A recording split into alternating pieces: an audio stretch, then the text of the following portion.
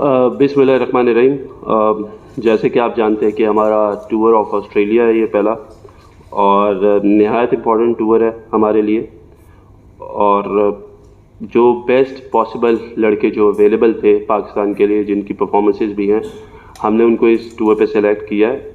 Australia as always बड़ा मुश्किल होता है जाके खेलना और परफॉर्म करना, बट इन लड़कों में वो कैपेसिटी है और कैपेबिलिटी है जो कि वहाँ पे इंशाल्लाह अच्छा करेंगे और जीत के भी आएंगे। मैं आपको पहले टीम अनाउंस कर देता हूँ और उसके बाद कुछ चीज़ें हैं, कुछ अपडेट्स हैं, वो भी मैं आपके साथ सारी शेयर करूँगा ताकि फिर जिसके जो सवाल होंगे वो मेरे साथ उस तरीके से कर सकता है। सिर्फ एक चीज़ कहना चाहूँगा कि प्रायोरिटी हमारी एज अ टीम डायरेक्टर मेरी और जो पीसीबी है वो ये है कि जो लड़के पाकिस्तान को प्रेफरेंस देंगे वो हमारी लिस्ट में पहले उनको कंसिडर किया जाएगा। डजेंट मैटर कि कौन कितना बड़ा प्लेयर है, लेकिन अगर पाकिस्तान से खेलने की प्रेफरेंस नहीं होगी तो वो शायद हमारे आगे आपको क्या कहते हैं फ्यूचर प्लान्स में भी उस तरीके से नज़र ना आए। मैं टीम का स्टार्ट कर रहा हूँ। शान मसूद कैप्टन, आमिर जमाल, अब्दुल्ला शफीक, इब्रार अहमद, बाबर आज़म, Faheem Ashraf, Hasan Ali, Imamul Haq, Khurram Shahzad, Mir Hamza, Mohammad Rizwan, Mohammad Wasim junior, Numan Ali, Sam Ayub, Salman Ali Agha, Sarfaraz Ahmad, Saud Shakeel और शहीन शाह अफरीदी। तो ये हमारा 18 रुकनी स्क्वाड है जो ऑस्ट्रेलिया टेस्ट सीरीज़ के लिए जाएगा।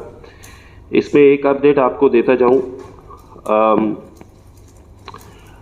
हमारी बात हुई थी हारिस रऊफ से इस टूर के लिए, और हारिस रऊफ से जब 2 दिन पहले बात हुई थी तो ही गेव हिज कंसेंट कि he will play test cricket for Pakistan. लेकिन कल रात में उन्होंने अपना माइंड चेंज किया है and he doesn't want to be part of this Australia test series. ये आपको बताना इसलिए बहुत ज़रूरी है कि काफ़ी लोगों के काफ़ी सवाल आते हैं, लेकिन मैं ये बिलीव करता हूँ कि हर एक को एक चीज़ की क्लैरिटी होनी चाहिए, क्योंकि we have to be honest with the officials, with the teammates and with the public जो फैंस हैं हमारे। हारिस से हमारी कल बात हुई and he was worried about कि जी मुझे कोई फिटनेस इश्यूज़ ना हो, ये ना हो, वर्कलोड वगैरह। तो मैं, मोहम्मद हफीज़ जो टीम डायरेक्टर हैं, वो उनके साथ बैठे हैं और हमने उनको हर तरीके से फैसिलिटेट करने की कोशिश की है। इवन के इस टूर पे जो अगर खुदा ना खास्ता वो उनका फेलियर भी होता, परफॉर्मेंस ना होती, तो वो भी एज अ चीफ सेलेक्टर मैं एक्सेप्ट करने को तैयार था। फिटनेस को लेके हमने जो हमारे कंसल्टेंट हैं फिजियो, उनसे हमने बात की और उन्होंने हमें ये बताया कि इनको ऐसी कोई इंजरी या कोई ऐसा इशू नहीं होगा आगे जाते हुए खेलते हुए। ऑब्वियसली इतनी क्रिकेट खेलिए तो फटीग है, लेकिन हम लोग उसको बड़े अच्छे तरीके से कैरी आउट कर सकते थे, लेकिन basically he pulled out at the last moment. तो इसलिए हारिस रऊफ जो है वो इस टूर के लिए अवेलेबल, उन्होंने अपने आप को अनअवेलेबल कर दिया, जो कि मुझे ऐसा लगता है कि शायद पाकिस्तान को उस चीज़ का नुकसान होगा।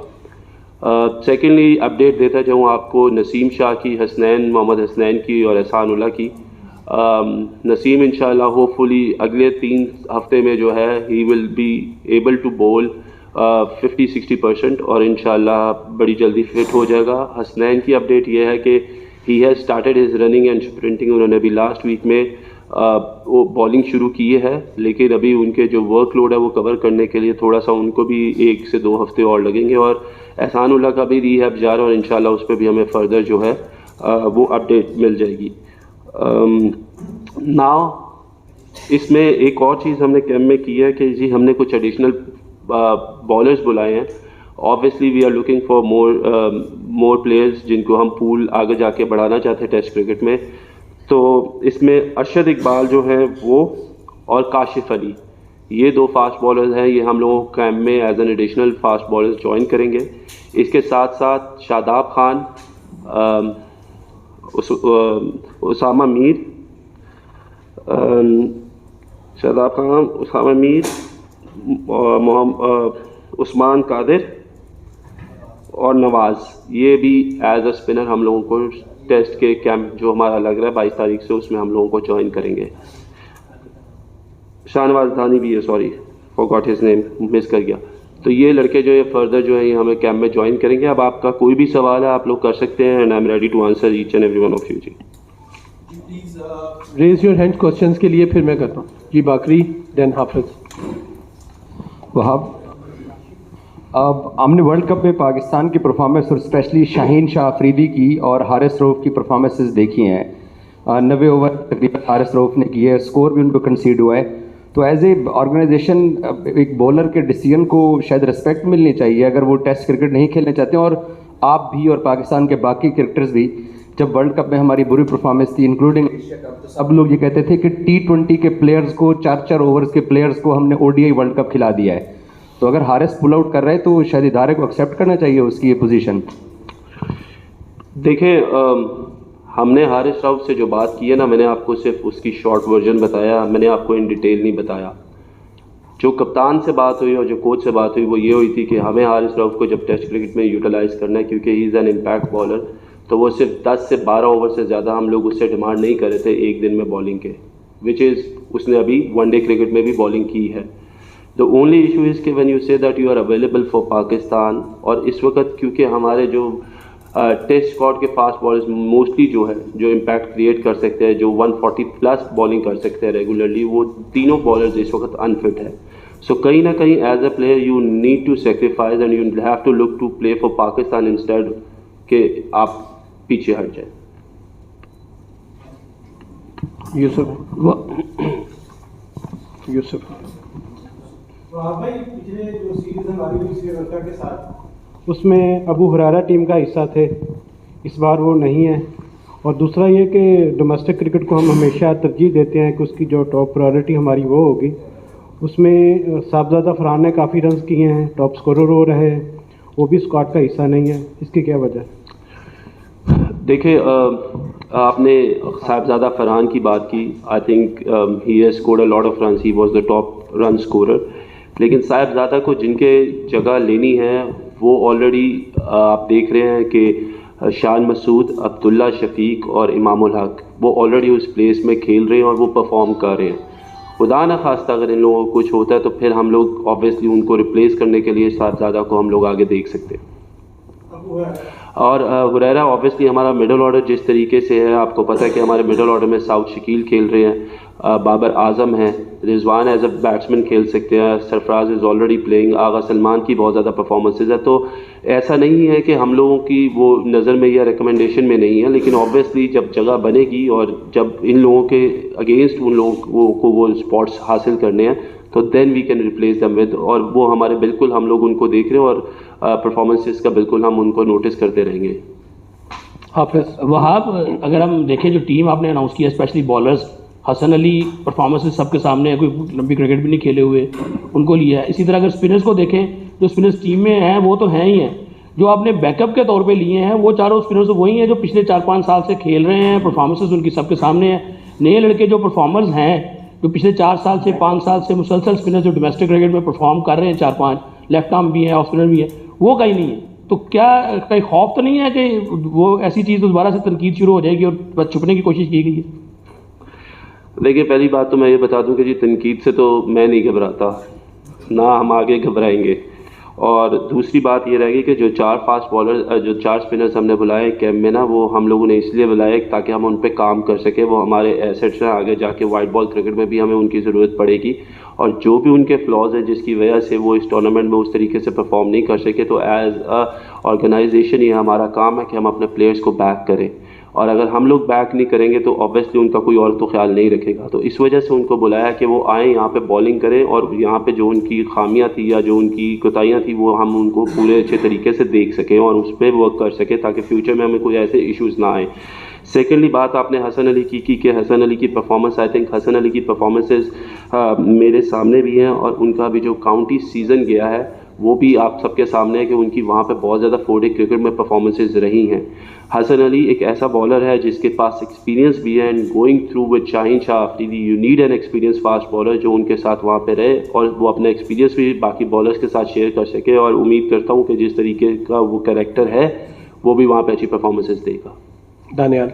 वहाँ पर साल के शुरू में शॉन टेट पाकिस्तान की बॉलिंग कोच थे, तो वो बार बार ये कह रहे थे कि जो एक्सप्रेस पेस बॉलर्स हैं वो तीनों फॉर्मेट्स पाकिस्तान के इम्पॉसिबल है उनके लिए खेलना। लेकिन आज जो आप बात करें, लग रहा है कि आप हारिस से यू साउंड कि आप काफ़ी डिसअपॉइंटेड भी हैं, तो आप डज दिस मीन कि ये उनके बाकी फॉर्मेट्स पे भी जितनी देर आप चीफ सेलेक्टर हैं इम्पैक्ट करती है, ये एटीट्यूड का इशू है या फिर ये सिर्फ टेस्ट्स के लिए इम्प्लीकेशंस होंगे उनके करियर के लिए? यार देखिए, पहली बात तो मैं ये बता दूं कि ये जितने भी लड़के मैं इनके साथ खुद खेला हूँ और मेरी इनके साथ एक अपना एक रिलेशन है, बड़ा अच्छा रिलेशन है, but when it come to professionalism तो फिर हम लोगों को ये देखना है कि पाकिस्तान के लिए क्या बेहतर है। हारिस ऑब्वियसली आप लोगों ने देखे इंग्लैंड सीरीज़ में थे, उसके बाद वो अवेलेबल नहीं थे, वो किसी टेस्ट सीरीज़ का हिस्सा नहीं रहे, लेकिन क्योंकि अब हमें ये लगता था कि हमें उनकी ज़रूरत है, और when you are a central contracted player तो ये आपका फ़र्ज़ है कि आप पाकिस्तान को सर्व करें। तो मैं इसलिए, अगर आप मुझे कह रहे हैं कि I am not disappointed, but the thing is कि हम लोग बाद में हम ही वो लोग होते हैं जो फिर तनकीद करना शुरू कर देते हैं कि ना तो हमें पूछा गया ना हमें खिलाया गया, और काफ़ी लोग फिर बैठ के इस बारे में बात करते हैं कि जी जब हारिस अवेलेबल था तो उसको क्यों नहीं लेके गए। तो मैं वो कल्चर क्रिएट करना चाहता हूँ यहाँ पे कि अगर आप मेरे से किसी भी लड़के के बारे में बात करेंगे, किसी की भी परफॉर्मेंस के बारे में बात करेंगे जो मैंने यहाँ पे 18 हम लोगों ने अनाउंस किए हैं, तो मैं आपको उनकी परफॉर्मेंसेस के साथ बात कर सकूँगा। मैं ऐसे नहीं करूँगा कि जी वो अच्छा था या उसको टीम की ज़रूरत थी, मैं उस तरह की बातें नहीं करूँगा। मैं आपको जो भी दूंगा रीज़न वो वैलिड होगा, ताकि वो सारा एक जो आप सब लोगों को भी क्लैरिटी और हम लोगों को भी पूरी क्लैरिटी हो। ऑब्वियसली वो वाइट बॉल क्रिकेट का हिस्सा है यार, उसने क्यों नहीं खेलना। अकील भाई और फिर उस्मान। वहाँ बड़ी जिम्मेदारी मिल गई है क्या? अब आइंदा जो जिस तरह डिबेकल हुआ वर्ल्ड कप में, अब फ्यूचर में जो है तीनों फॉर्मेट की अलग-अलग टीमें रखी जाएंगी, या यही जैसे अभी वनडे वाली टीम सारी टेस्ट में आ गई है जो परफॉर्मेंस रही है उसके बावजूद? वनडे वाले कौन से हैं?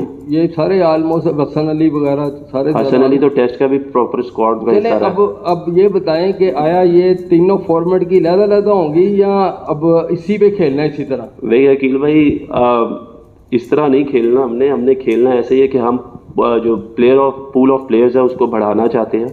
ऑब्वियसली ये इश्यूज जो हमें आए हैं वो इस वजह से आया है कि हमारे पास पूल में हम लोगों ने पीछे किसी बैकअप को तैयार नहीं किया, और अब इंशाल्लाह आगे जाते हुए जो हमारे प्लान्स है, क्योंकि अभी तो हम लोगों ने बिल्कुल एट द राइट टाइम, बिल्कुल हम लोग एट द अर्ज थे जिधर हमें टीम अनाउंस करनी थी, तो we are making our plans. आप लोग आगे फर्दर देखेंगे कि एक तो हम रोटेशन पॉलिसी पे बिलीव कर रहे हैं कि हम रोटेशन पॉलिसी करें, क्योंकि हम चाहते हैं कि T20 वर्ल्ड कप हमारा पहला जो है वो टारगेट है कि उसमें हम मैक्सिमम जो है वो बच्चों को चांसेस दें और we create that, give them that exposure जिधर वो पाकिस्तान के लिए इंटरनेशनल क्रिकेट खेलें, ताकि वर्ल्ड कप में जाते हुए हम सिर्फ कुछ 3-4 लोगों पर डिपेंडेंट ना हो, हम पूरी जो 15 के 15 लड़के उन पर डिपेंडेंट हो कि हमें जिसकी जगह जो प्लेयर चाहिए होगा हम उसको रिप्लेस करेंगे। वहाब, एक तो ये बताएं कि मीर हमज़ा और खुरम शहजाद को आपने स्क्वाड में शामिल किया, कितने इम्पैक्टफुल वो हो सकते हैं, ख़ास तौर पे हारिस रऊफ़ की गैर मौजूदगी में, और नसीम शाह नहीं है तो कितने इम्पैक्ट वो क्रिएट कर सकते हैं? दूसरा, साइम अयूब हमने देखा है कि उनको आपने बड़े फॉर्मेट के लिए सिलेक्ट किया, उसके पीछे क्या वजूहात थी? खुरम शहजाद को तो सबसे पहले मैं खुरम शहजाद और साइम अयूब को मुबारकबाद देना चाहता हूँ कि ये उनका पहला टेस्ट टूर होगा और इंशाल्लाह खेलेंगे भी सही। खुरम की बात यह है कि हमने देखा है कि अगर आप खुरम के स्टैट्स मेरे से पूछना चाहते हैं तो पिछले 3 सालों में ही हैज़ इम्प्रूव्ड इमेंसली, और इस दफ़ा वो पाकिस्तान जो कायद आज़म ट्रॉफ़ी है उनके बेस्ट फास्ट बॉलर भी हुए हैं। और मैंने जिस तरीके से कहा कि हम उन लोगों को वो रिस्पेक्ट देना चाहते हैं और हम उन लोगों की कदर ज़्यादा करना चाहते हैं जो रेड बॉल क्रिकेट को दे रहे हैं, क्योंकि basically red ball cricket makes you a better player. तो खुरम को इस वजह से, क्योंकि जी वो बेस्ट फास्ट बॉलर है, तो हमें डोमेस्टिक को अपने इज़्ज़त देनी है और हमें वो रिस्पेक्ट देनी है। सैम अयूब की अगर आपने बात की तो सैम अयूब भी आप देख रहे हैं कि जिस तरीके से उनकी परफॉर्मेंसेस हैं, he is continuing doing that performance and he is a kind of an impact player जो कि क्रिकेट में जो है वो इम्पैक्ट ऐसा इम्पैक्ट प्लेयर है जो अपने शॉट्स बड़े फ्रीली खेलता है. So we want to give him that exposure as well कि वो टीम के साथ रहे, खेलें और वहाँ पे वो काफ़ी कुछ सीखे और इम्प्रूव करते जाए डे बाय डे. आपने मीर हमज़ा की बात की तो अगर इस पूरे स्क्वाड में हम देखें तो हमारे पास एक ही लेफ्ट आर्म फास्ट बॉलर था जो नए बॉल से बॉलिंग करता है, प्लस हमें एक ऐसा नया बॉलर भी चाहिए जो अगर खुदा ना खास्ता, क्योंकि शाहीन इतनी क्रिकेट खेल रहे हैं, अगर उनको कुछ होता है तो he should be his backup as well as a left arm fast bowler जो नया बॉल कर सके. और plus even though if you want to play 2 left arm fast bowlers using that angles और उनकी एक्सपर्टीज, तो हमें वो प्रोवाइड करना था उसको. याकूब साहब और एहतशाम भाई. जी भाग, एक तो ये बताएं कि 3-4 महीने पहले आपकी स्टेटमेंट थी कि आप वर्ल्ड कप खेलना चाह रहे थे, तो उसमें तो आप सिलेक्ट नहीं हुए और आप चीफ सिलेक्टर बन गए. तो ये क्या जादू है, इतनी जल्दी आपने इतने बड़े स्टेप ले लिए हैं. दूसरी ये बात है कि पंजाब का आपका जो रोल है वो क्या कंटिन्यू आप करेंगे कि किसी भी ने कोई ऑब्जेक्शन किया कि आप छोड़ेंगे उसको? देखिए, जो पंजाब का मेरा स्टेटस है ना वो चलता रहेगा, क्योंकि there is no conflict of interest. ये काफ़ी लोगों को जो है इस पे है इश्यूज़ के जी वो वहाँ पे हैं तो यहाँ पे क्या करेंगे. तो मैं ये बताता जो वहाँ पे मैं एडवाइज़र टू चीफ मिनिस्टर हूँ जो कि स्पोर्ट्स के लिए काम कर रहा हूँ, और यहाँ पे भी जो मुझे and that is an honorary job which I am doing for Pakistan. और ये जो है ये मेरा ऑब्वियसली पीसीबी ने मुझे इसके लिए कहा. मैंने जो अनाउंस किया कि मैं 2023 में रिटायर हो रहा हूँ, ये प्लान 2021 से चल रहा था. अगर आप मेरे इंटरव्यू सुने, because I was very clear कि what I wanted in my life and I want to go ahead.